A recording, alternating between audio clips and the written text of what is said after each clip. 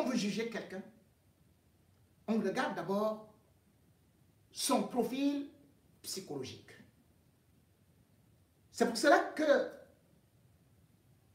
on parle parfois des assassins en série. D'autres aussi peuvent examiner certains comportements de certaines personnes. On fait donc ce qu'on appelle un bilan psychiatrique. C'est à partir de là qu'on connaît à peu près la personne qui est devant vous, que le juge a ces éléments. Parler d'Hervé Bobda, aujourd'hui, c'est d'abord parler de son passé, parler de ses origines, et voir comment est-ce qu'il peut arriver à avoir un tel comportement. Rien qu'à entendre sa voix avec des vibratos, à écouter la violence de son verbe, rien qu'à voir ses yeux, ses agissements, immédiatement, on a devant soi le portrait, pas d'un homme qui s'est caressé, mais d'un homme qui a une violence inouïe, enfouie en lui, et qui date du moment où il était tout petit.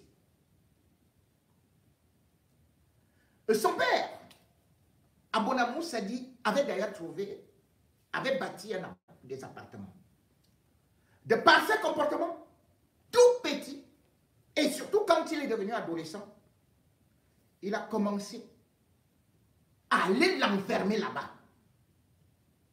Il était donc déjà prisonnier. C'est un enfant, c'est un homme qui, dans son enfance, a subi des traumatismes d'un père lui-même qui était violent. Parce que même quand, en 2012, ses employés lui demandaient tout simplement le salaire, parce qu'il avait déjà fait 6 mois sans salaire, des mamans et tout, ce monsieur retroussait ses manches pour tabasser ses employés. Ses employés lui demandaient au moins l'affiliation à la CNPS. Il avait refusé. La violence était son seul verbe.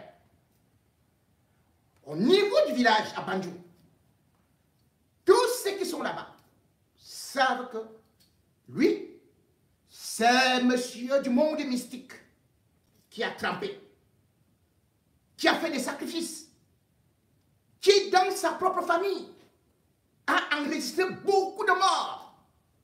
Et on disait que c'était lui. L'argent du sang, Papa Moukouagnon, l'argent du femme-là, il fallait donc qu'il sorte de ces ténèbres-là pour briller. Il fallait qu'il fasse des sacrifices pour avoir ce qu'il a pu avoir. Il fallait qu'il sacrifie sa famille. Ça, c'est son passé. Et ce passé-là était aussi celui de son enfant, qui a regardé son père agir avec violence, de telle sorte que lui-même, suite à un différend avec son père, avait déjà sorti l'arme parce qu'il voulait la battre. Son père, bien évidemment, qui pouvait être à la galipette et qui d'ailleurs, toutes les femmes de ses employés étaient les siennes, menaçait tout le monde. Tu ne cèdes pas, allez, on renvoie ton mari. Lui aussi, il a fait du chantage. Les femmes ont subi des violences sexuelles. Et d'ailleurs, c'est pour cela que son épouse, selon certaines indiscrétions, aurait été obligée de s'enfuir pour aller en Grèce avec le chauffeur. L'aucun chauffeur, eh bien, Emmanuel Bobda avait décidé de liquider. Bien sûr que dans cette marmaille de témoignages et d'actes ignobles qui ont été commis et qui ne peuvent même pas sortir de ma bouche parce que c'est très malsain, Emmanuel Bobda n'a jamais donc donné à son fils une éducation digne de son nom. C'est oui, juste un vagabond qui allait quelque part, peut-être aux États-Unis, est venu ici en France, ou d'ailleurs ses compagnes, ou alors ses relations ont toujours été orageuses envers des femmes. La preuve, et là je n'ai pas pu le vérifier, parce que j'ai tenté de voir les autorités françaises, mais on ne reconnaissait pas trop bien, d'autant plus que je n'avais pas l'adresse exacte de cette dame qui vivait avec lui et qui aurait trouvé la mort. Toujours est-il que aucun témoignage n'est positif par rapport à cet homme. On ne peut pas monter le monde entier contre un individu. Ce n'est pas possible. Et je dis que les éléments que j'ai vus sont terriblement poignants. Sauf que, bien évidemment, comme son père, il est malhonnête et il a toujours cette tendance à vouloir s'imposer par la force. Il faut se dire que Emmanuel Bokda, le père, dont on dit d'ailleurs qu'il est milliardaire et qu'il était milliardaire, lui-même, il était dans la même logique de continuer à arracher et les femmes et les biens de ses amis et de multiplier les galipettes, les partous et autres. Sauf que, comme il était milliardaire, tout passait. C'est comme vous connaissez, à la police, à la gendarmerie, vous voyez comment on salue Hervé Bokda. Allez, on le salue, c'est un grand, et tout et tout. Et dirigeait la justice également. Et comment il dirigeait? Comme je disais par exemple ça, eh bien, il entre dans votre affaire. Après, vous menace. Il va recruter des gens qui vont bien évidemment aussi soit vous mettre quelque part, soit vous menacer même avec des armes. Et il y a un certain Kamga, Ninkam, qui d'ailleurs l'avait sollicité pour créer la société. Pas créer, il avait sollicité pour créer, non. Ninkam Kamga avait lui-même créé sa société. Deuxième, c'était une société qui était dans le contexte maritime, quelque chose comme ça. Et Emmanuel Bokda était venu le voir pour lui dire qu'il veut qu'il devienne partenaire. Et comme Emmanuel Bokda avait de l'argent, il a accepté. Ainsi, il a pris une part d'action. Et tant dans la société, il est venu avec un autre complice qu'on appelait Fauchivé. Mais en fait, les deux, c'est lui qui, c'était juste un prête-nom. Dès qu'il est entré dans la société, parce qu'il voyait que ce gars-là, il avait de bonnes idées, qu'est-ce qu'il a commencé à faire? Il est devenu président du conseil d'administration. Du président du conseil d'administration, allez, il a débarqué le propriétaire, le DG, c'est lui qui a créé sa société, qui était Ninkam Kamga.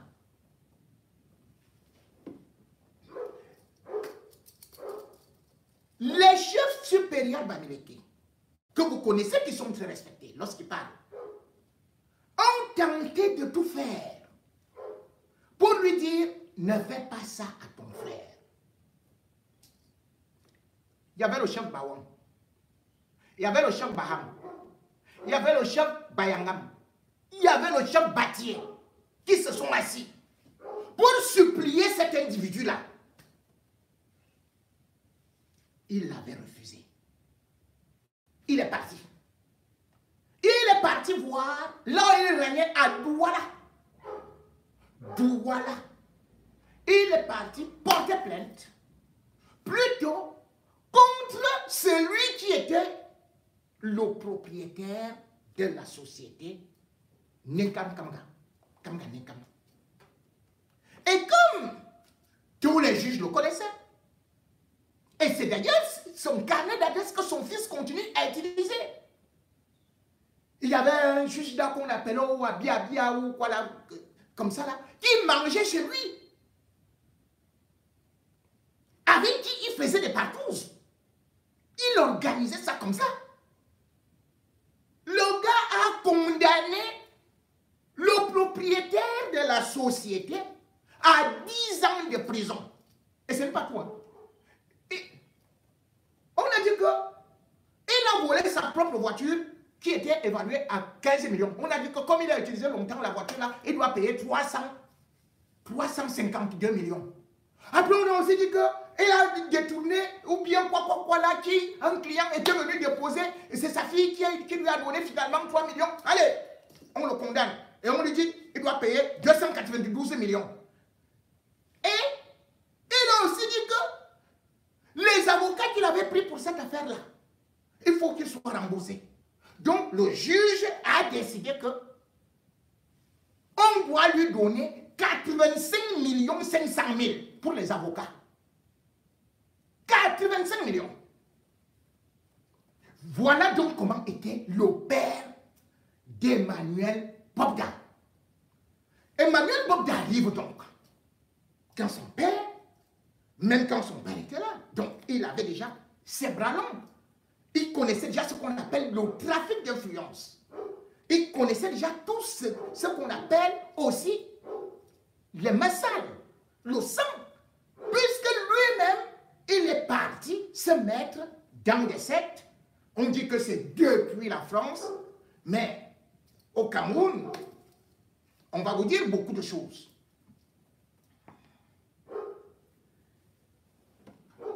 Dans ces pratiques, effectivement, il a recruté beaucoup de femmes, beaucoup d'hommes. Que ce soit à Boya, que ce soit à Yaoundé, à Bastos, ou encore à Douala. Il ne pourra pas nier. Sauf si ces personnes qui se sentent attachées à lui. Parce qu'il y a beaucoup de complicité. Sauf si ces gens-là vont donc se décider que s'ils tombent, nous risquons de tomber. Ce n'est que sur cette condition-là qu'ils peuvent faire que l'affaire meure. Mais comme je ne viens pas vous dire que Emmanuel Bobda, pas Emmanuel Bobda, qu'Hervé Bobda, qui aujourd'hui, dès que tu dénonces, il porte plainte. Il a porté plainte contre Nouran Foster, il porte plainte contre Karès Fosso, il porte plainte contre ceci et cela. Mais c'est à peu près ce qu'on vous dit, le voleur qui va porter plainte. Parce qu'on a crié derrière lui au voleur. L'État du Cameroun se doit d'abord de protéger non seulement les hommes, les femmes, les enfants, mais surtout doit d'abord montrer que lorsqu'il y a une dénonciation à travers des réseaux sociaux ou à travers des médias, l'État doit immédiatement intervenir. Or, qu'est-ce qui se passe dans cette affaire? Vous entendez quand même des témoignages où, bien évidemment, même si c'est à prendre parfois avec des pincettes, on vous dit voilà une femme qui était enceinte et après elle a été violée et elle a perdu son enfant. On vous parle, par exemple, d'une autre, ou bien qui, non seulement passe de bras en bras, mais se fait d'abord violer par le gros bras de cet individu. On vous parle de toutes ces choses-là. Mais au Cameroun, regardez ce que les policiers, les gendarmes disent. On n'a jamais eu de plainte. On n'a jamais eu de plainte. Vous avez eu la plainte de qui? Contre Camto. Quand vous êtes parti arrêter les Camto et consorts, qui avait déposé plainte? On n'a pas eu de plainte, on n'a pas eu de plainte. Vous devez attendre pour une plainte. Pour un tel individu, vous avez des vidéos, vous avez des photos. La première des choses, c'est de lui demander de venir s'expliquer. Et même pour sa propre sécurité, il devrait être mis en garde à vue. Comment vous dites que vous attendez les plaintes? Il n'y a pas eu de plainte. Prouvez qu'il y a des plaintes. Qui peut prouver au Cameroun qu'il a déposé une plainte? On dépose une plainte. vous rendez même souvent compte. Parfois, vous reprenez ces plaintes-là, que vous partez donner aux femmes qui vendent les beignets. J'avais retrouvé la plainte d'un de mes cousins. Je partais acheter le lofombo. On m'a donné le lofombo dans la plainte de mon cousin. Je suis venu lui montrer ça, que voilà alors ta plainte. La plainte que tu avais portée contre... Et c'était une agression. Je lui ai dit, voici ça.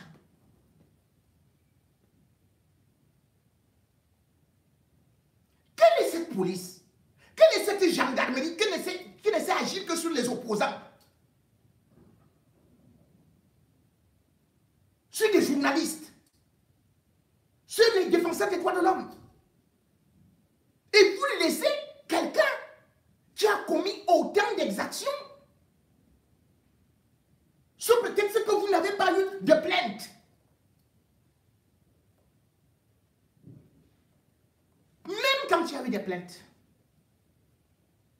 qu'est-ce que vous avez fait? Qu'est-ce que vous avez fait? Dès que vous entendez le nom Bobda,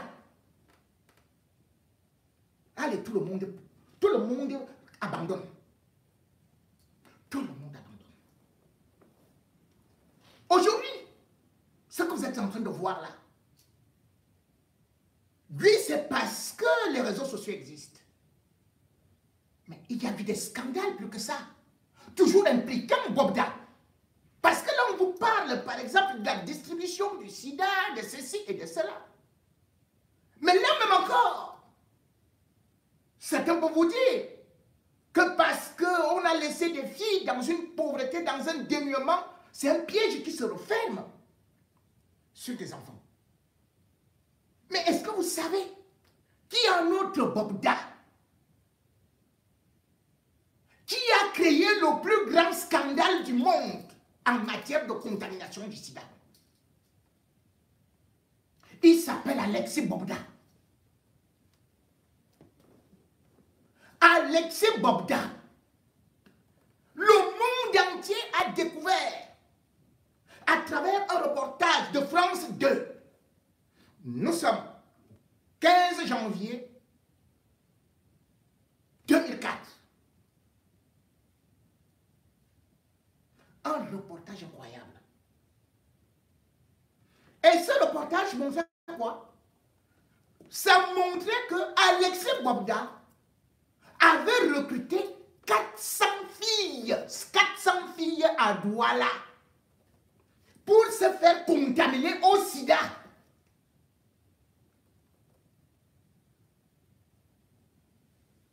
Alexis Bobda avait créé une sorte de structure là qui était collée au ministère de la Santé publique. Et là, il travaillait avec le professeur Lazare, comment on l'appelait, et surtout aussi le colonel Mpoudjingolin. Le sida arrive.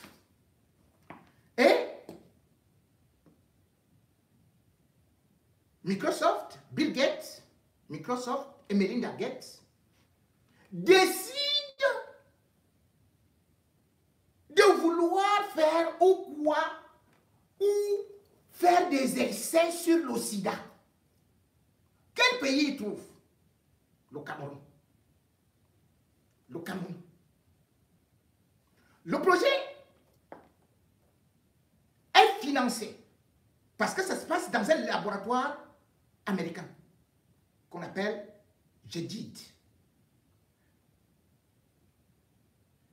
Et il crée une molécule qu'on appelle Tenafor. Mais au Cameroun, on emballe ça, ça donne un nom Vired.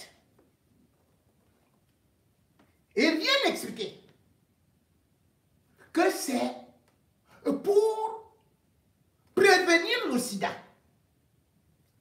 Ce projet est financé par Bill Gates et Melinda Gates à hauteur de 6 500 000 $. Et l'État américain donne aussi 5 500 000 $. On cherche à travers le monde. Tous les pays, on n'a pas trouvé. On avait seulement trouvé le Cambodge. Le Cambodge avait voulu accepter l'essai. Quand ils sont venus, ils ont expliqué. On a dit, vous voulez faire quoi? Les autorités cambodgiennes ont dit, nous, on ne veut pas. Ils ont tenté d'autres pays d'Afrique et n'ont pas réussi. Et ils arrivent au Cameroun. Là, Chantal Biya prétend qu'elle lutte contre le sida. Parce que vous voyez que jusque-là, la ministre des Affaires sociales, la ministre de la Condition féminine, Chantal Biya qui lutte contre le sida, depuis qu'on parle de toutes ces femmes et de tous ces hommes qui ont été contaminés ou bien alors qui ont participé au partouche. Personne n'intervient. Pourquoi? Parce qu'ils avaient organisé des partous en 2004 et plus particulièrement en 2005. L'affaire s'est négociée à partir de 2002. Puis 2004, ils vont signer des petites conventions là. C'est Chantal Biya qui va demander au ministre de la Santé de l'époque, Urban Langena, d'accepter ça. Urban Langena en prison. Ces gars-là arrivent. Vous voyez que c'est financé à 11 millions de dollars.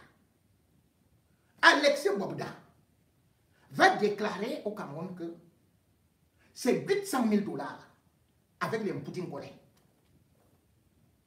Et le professeur Lazare Captué, c'est comme ça. Lazare Captué. Ils vont s'asseoir. Il y avait aussi le coin docteur Essomba, il y avait au Koli, il y avait au Zogo, il y avait Zogo, il y avait Melo. Bref, voilà des criminels qui se sont assis pour se partager de l'argent. Ils vont à Douala, toujours Douala. Et pourquoi? Parce que Bill Gates, Microsoft, c'était basé sur une étude de l'ANRS, c'est-à-dire que l'Agence nationale de recherche contre le sida en France. Et cette agence disait que le Cameroun est le pays où la ville où il y a plus de sida et plus de variétés de VIH, c'est Douala. C'est une étude de l'ANRS de la France. Les Américains voient donc ça et disent, ah, le Cameroun a déjà un taux de prévalence, il y a beaucoup de sida au Cameroun, et particulièrement à Douala. Ils vont même jusqu'aux études à dire que à Douala, sur des prostituées, sur un rapport, c'est-à-dire sur deux rapports, c'est un se fait en full contact. Et que 40% de la population du monde de la nuit avait été déjà porteurs de sida. Ça, ce sont leurs études. Hein. Donc, dans un pays qui est déjà atteint par le VIH, vous revenez maintenant avec des bandits qui viennent recruter les femmes. 400. Ils disent à ces femmes, votre rôle est de coucher avec tout le monde. Je dis bien Alexis Bobda. C'est Alexis Bobda. Ce monsieur vit au Cameroun. Ce monsieur a des immeubles partout. Alexis Bobda. Il a recruté des femmes. Les femmes signent. Et vous savez ce qu'il leur promet?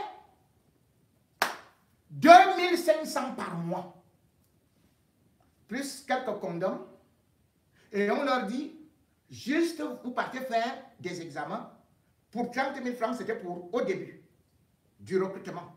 Pour voir si vous êtes et tout et tout et tout. Si vous n'êtes pas séropositif, on vous recrute.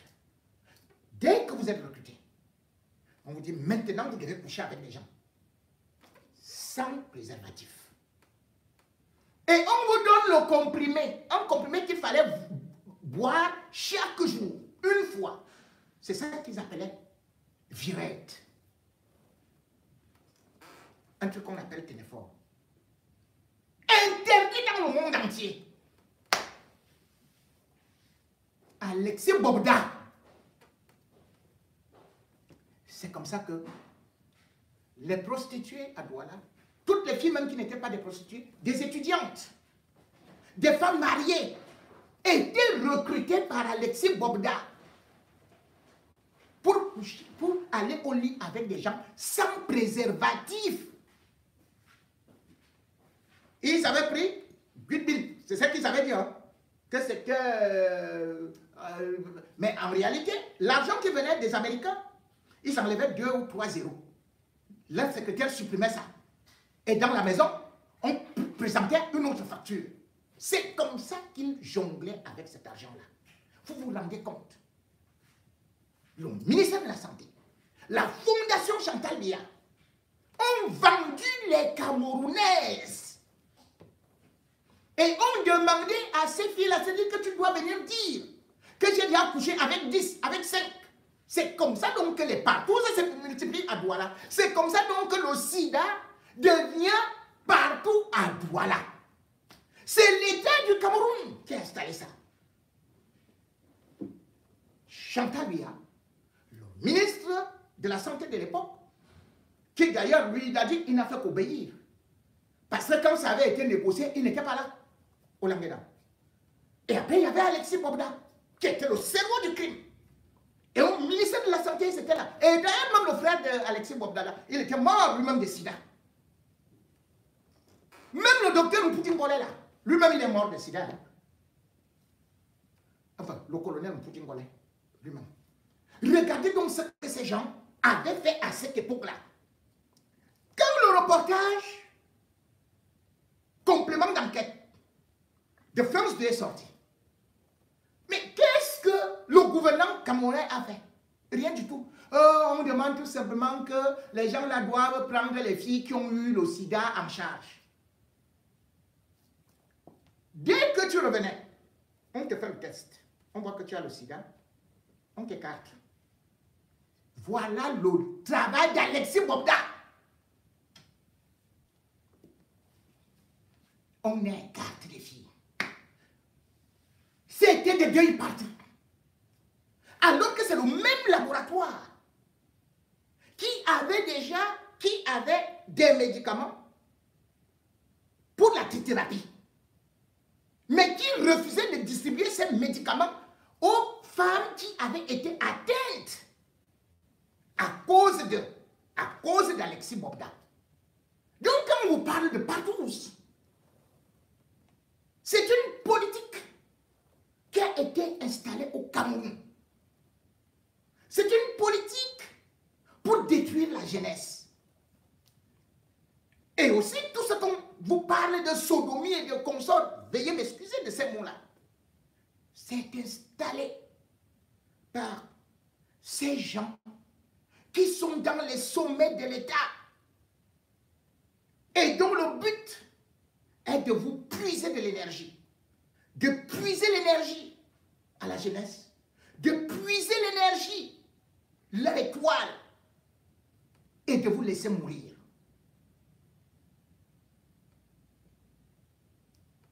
Au Cameroun, et vous disent qu'il n'y a pas de plainte. Combien de plaintes ont été portées?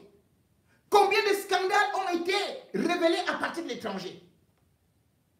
Hier encore, nous étions en 2022.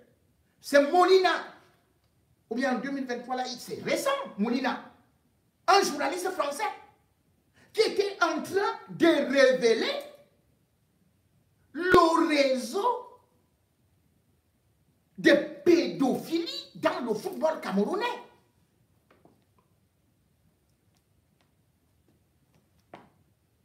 Il a révélé ça. Et il avait dit, il y avait un certain Kanga. Et il y avait Wabo, Alain Wabo, qui lui, d'ailleurs,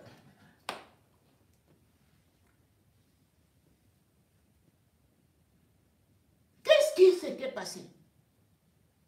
Il vous a relaté que dans le milieu du football camerounais, pour jouer, on vous dit donner le derrière. On vous a dit que Capello, ce Kambgala, il demandait aux enfants de 7 ans de se masturber. Et après, il recueillait ces spermes-là. C'était pourquoi? C'était pour des pratiques ésotériques. Et il y a un qui avait eu le courage de témoigner, Christian. On a vu des témoignages. Est-ce que les autorités camerounaises ont ouvert l'enquête? Alors que ce monsieur sévissait dans le milieu du football depuis les années 2000. Depuis les années 2000. Et qu'est-ce qu'il faisait? Il prenait tous ces garçons et d'autres, il livrait aux personnalités. Et il était protégé par qui? Par un puissant de la région de l'Ouest, qui de surcroît était capitaine dans notre armée, Joseph Fetcher. Qui ignore Joseph Fetcher? C'est lui qui a recruté Capello. Que ce soit Panthère, ou même Fetcher FC. Même Racine de Bafoussam, il a été là-bas. Il sévissait sur des enfants en leur disant que la seule façon de pouvoir devenir ceci, c'est qu'il faut donner, il faut donner, il faut donner. Fetcher au Cameroun. Samuel Eto'o, quand il est venu, parce qu'il avait été saisi en 2022 par ce Molina-là, en mars, plus exactement. Il avait dit qu'il attendait que les gens, les victimes et les parents viennent dénoncer. Et comme ça, ils seront protégés, il verra ce qu'il va faire. L'affaire là, elle est où? Nulle part. Fetcher plutôt a été nommé président de la commission de quoi là, des organisations quoi là, de football. Ah oui! Fetcher! Il y avait un autre Capello, Wabo. Lui aussi distributeur automatique de sida et tout, qui a fait rage. Il était aussi protégé par qui? Par Joseph Fetcher. Dès que ça commençait à cuire au Cameroun, chaque fois que les parents venaient voir, que mais tes équipes là, on dit que le gars là, ton entraîneur là, ton entraîneur là, il finit avec le derrière de nos enfants. Il dit, oh, on va changer et tout. On le met un peu à côté. Après, il va dans un autre club. C'est pour ça qu'il a voyagé dans tous ces clubs-là. L'autre que je disais, le Capello 2, lorsqu'ils ont senti que c'était grave et que les familles voulaient le tuer, il a fui. Parce que les familles avaient décidé que comme la police n'agit pas, la gendarmerie n'agit pas, nous on va finir avec lui. Il avait fui pour aller au Gabon. Sans oublier qu'il a aussi fait mal en Guinée équatoriale. Et c'est au Gabon, justement, que le scandale avait éclaté, je crois, en décembre 2021. Et c'est une presse anglaise, The Guardian, qui avait révélé le réseau. En disant que le réseau venait du Cameroun et il y avait un troisième Capello qui était là-bas au Gabon. C'est là où on a pris, c'est là on a enfermé. Allez, l'autre Capello a fui, il est revenu au Cameroun. Le Capello Wabo, lui il était mort. À 38 ans. Et c'est comme ça qu'ils prennent les armes. Et c'est comme ça qu'ils détruisent toutes ces familles-là. Mais ils sont super puissants. Donc, quand vous parlez aujourd'hui du cas de Hervé Bobda, c'est qu'on a eu des cas très très graves. Mais, c'est toujours comme un feu de paille. On parle. Après, ils attendent que ça se calme. Après, plus rien. Mais cette fois-ci, ça ne va pas se passer ainsi. Il faudrait que justice soit faite. De la même façon que nous avons travaillé sur le dossier Martinez-Zogo. Ce dossier-là, tous ceux qui sont là et derrière ça, ils seront dénoncés. Parce qu'en réalité, il faut vous le dire, il faut vous l'avouer, Hervé Bobda n'est pas le plus grand maître. Hervé Bobda n'est que ce petit joueur de 3e division. Les autres jouent dans la Champions League. Eux, ce sont les membres du gouvernement. Eux, ce sont eux. Et même des gens que vous ne pouvez pas imaginer qui sont dans ce réseau-là. Oui, on vous a dit qu'il y avait des hommes en tenue. Mais sachez que derrière des hommes en tenue, il y a aussi des ministres et même des hommes d'église.